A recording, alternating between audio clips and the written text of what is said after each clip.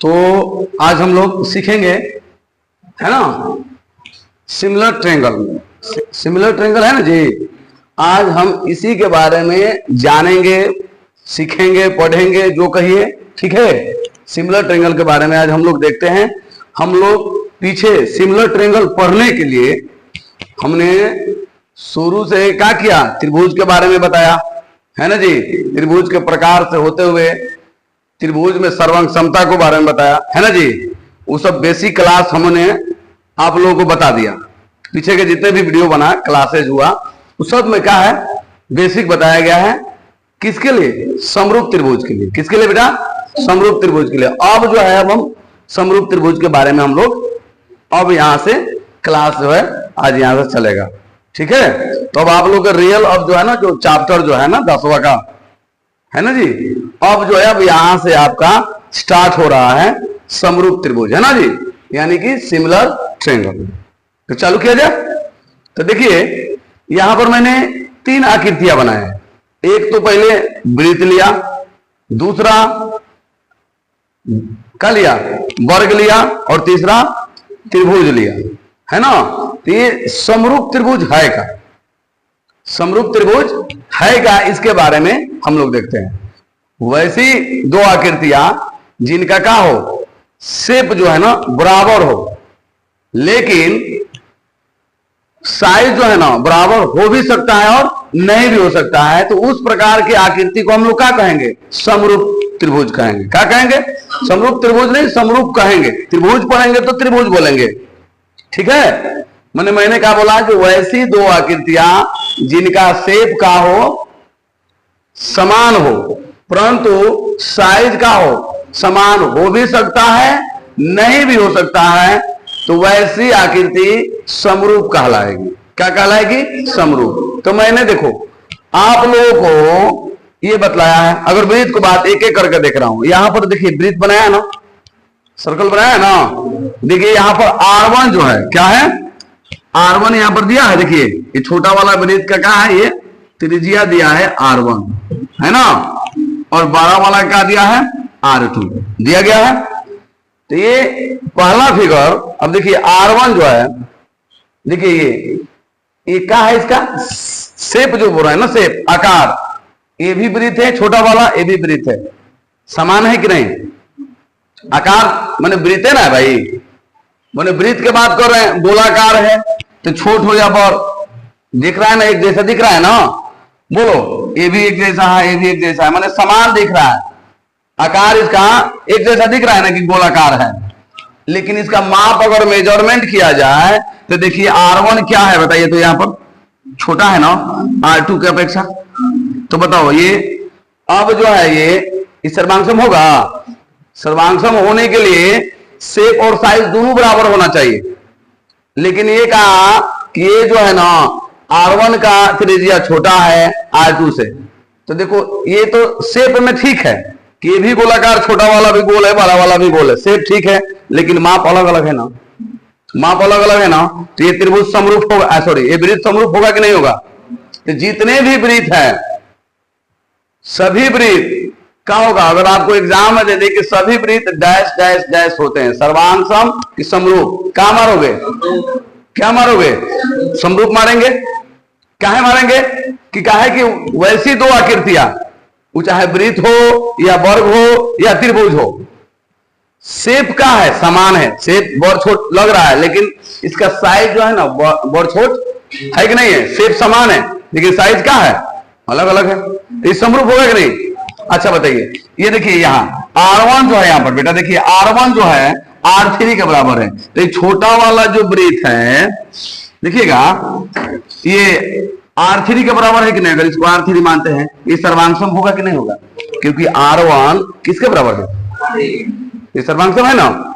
देखिए यहाँ R2 जो है 12 वाला वृत्त, यहाँ पर एक और वृत्त बनाया R4 के बराबर है। क्या है, R4 है, और इसका साइज किसके बराबर है, R2 के बराबर है ना। तो ये क्या हो जाएगा बताइए, तो ये सर्वांगसम होगा कि नहीं होगा ना। अगर इसमें से एक एक कर कर मिलाया जाए तो R3 R1 के बराबर है, तो सर्वांगसम हो जाएगा। ये वाला 12 वाला 12 से, तो ये सर्वांगसम कुछ आकृति। देखिए यहाँ पर मैंने बताया है कि दिए गए चित्र में क्या दिया गया है, दिए गए चित्र में। ये चित्र क्या दिया गया कि सर्वांगसम है और कुछ सर्वांगसम नहीं है। तो में देखो ये दो, ये पहला जो है ये छोटा और बड़ा, ये सर्वांगसम है, शेप एक जैसा है, गोलाकार है, लेकिन साइज अलग अलग है। सर्वांगसम होगा?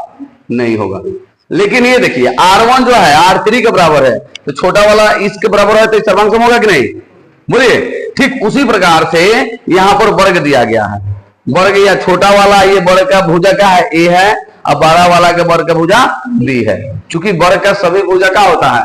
बराबर होता है, तो या A तो सबका होगा A होगा, बड़ा वाला क्या होगा? B होगा। समझ रहे हैं ना?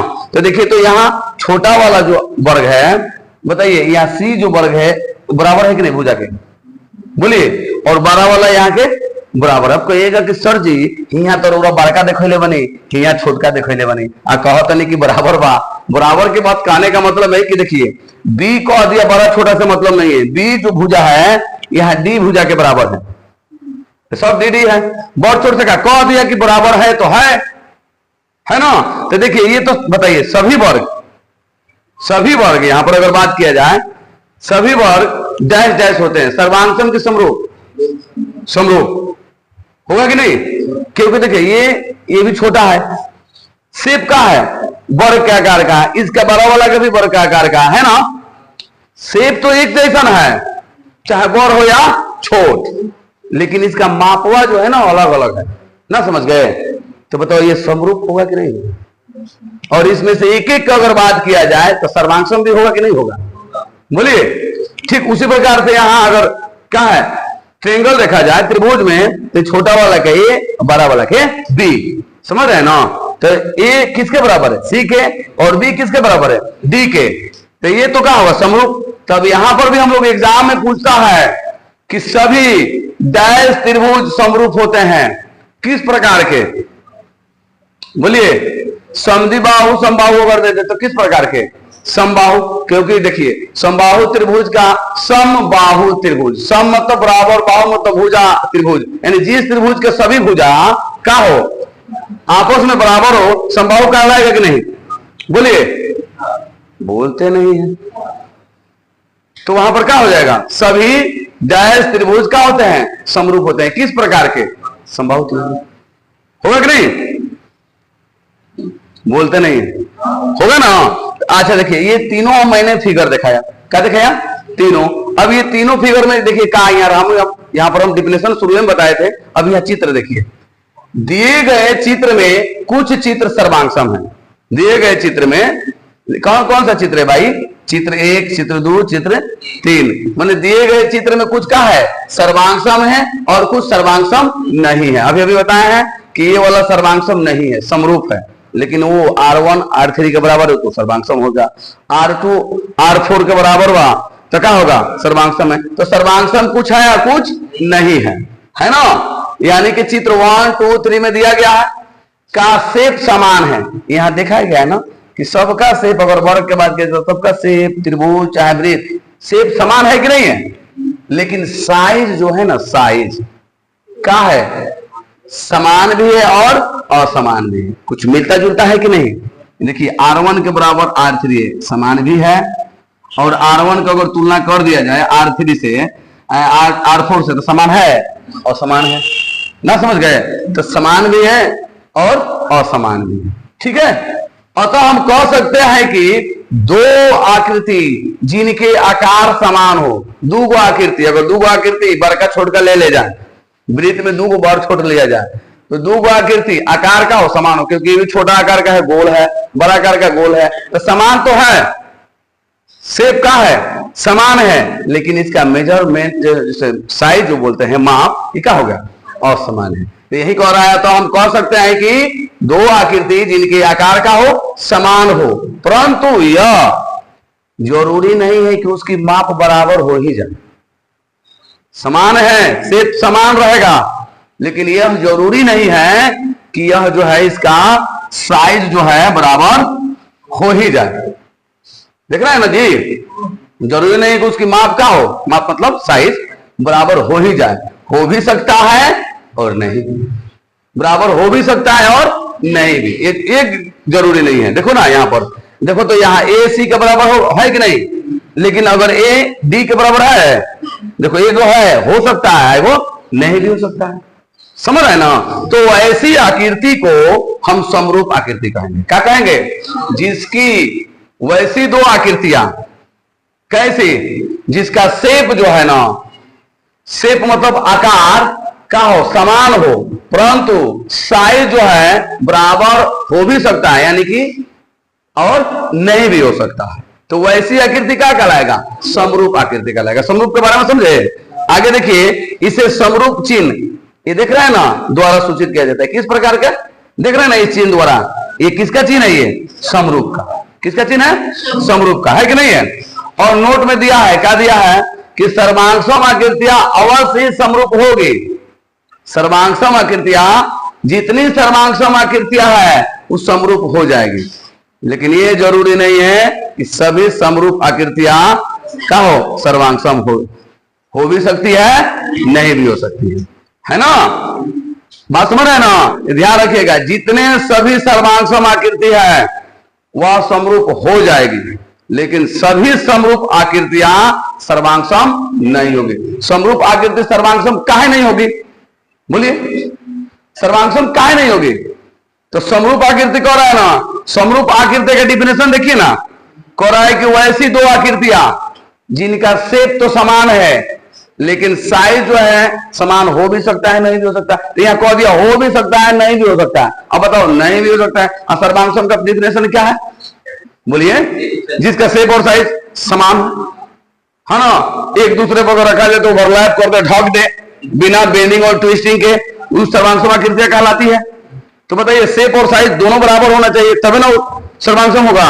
आए समरूप क्या कहता कि शेप ठीक बा, साइज ठीक नहीं थे, तो कैसे होगा भाई? तो सभी सर्वांगसम आकृतियां समरूप हो जाएगा, लेकिन सभी समरूप आकृतियां सर्वांगसम नहीं होगा। बोलिए, समझ में आया कि नहीं आया? आया कि नहीं आया? आया ना? तो जल्दी से नोट किया जाए।